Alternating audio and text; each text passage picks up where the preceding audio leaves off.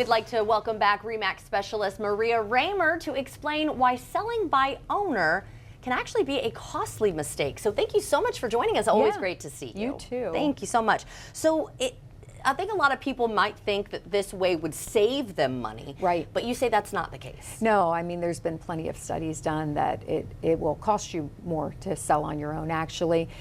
Selling on your own averages about 10% less than a listed property. Really? And commissions are far less than that.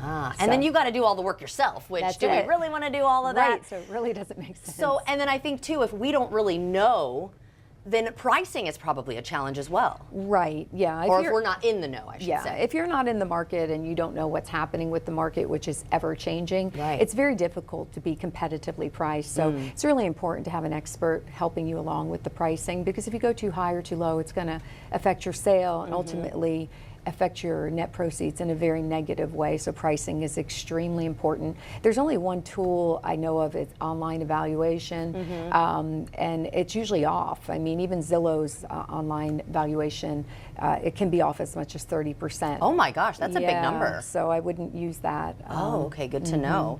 And then is time a factor then too for selling by owner? For sure. I mean, I think people think it's so easy to sell real estate, and it's really not. It's very, very time consuming. And if you're taking on the task of selling your own home, you have to vet out, you know, the phone calls, the buyers, schedule appointments, you have to be familiar with paperwork, you know, there's just negotiating the sale. All of this takes a great deal of time, and it can be daunting if you've never done it before, and even if you have, most people are super busy and they don't have the time to take on a whole nother job. Right, because at that point it would be considered a whole other job. Exactly. And then you mentioned paperwork, so then it makes me think about legal fees could potentially, or you know, you could get in legal trouble even. Yeah, it's such a great question, and I think it's something that people just do not think about. But yes, there are legal implications if you say and do the wrong thing. And you know, realtors know the law, and like for fair housing, for example, I mean, it's very simple to say the wrong thing and not know. And next thing you know, if you do your paperwork the wrong way, you say the wrong thing, next thing you know, you land yourself in a lawsuit, and then it can be very, very expensive, stressful, and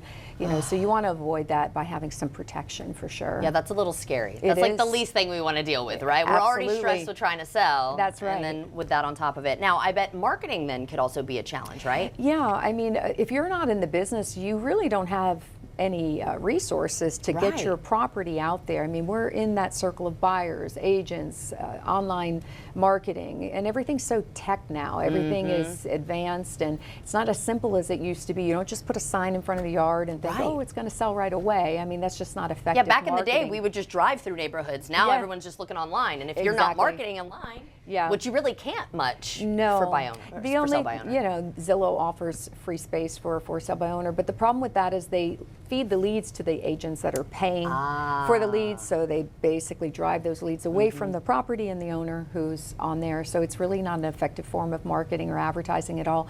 Working with a top agent who's aggressive with their technology marketing is the best way to go. Right. And then what is the buyer's perception on when they see a home that's for sale by owner? Yeah, I mean, that's another really great question, because you know, buyers get nervous dealing with for sale by owners. They want a professional involved in the sale, and they may avoid that house and that property altogether just because they don't want to get involved in something that could cause them problems in the end. So they do shy away from properties listed by owner. Well, and I could see maybe even safety being a factor at that point then. Yeah, I mean, it's interesting that when people list their own house, they open it up to strangers. Everybody come on in, my house is for sale, but you wouldn't normally do something like that. And you know, professional agents, we vet these buyers out. I mean, we know who they are and what's going on before we ever give them access to someone's home, not just for our safety, but your safety as well, and your family's safety, to make sure we know who's coming through that property. Very important stuff, Maria. Always great information. So if somebody is interested in maybe reaching out to you, how do they do that? Yeah, mariaraymer.com. Okay, very easy. And she also has a blog on her website. She is in the know.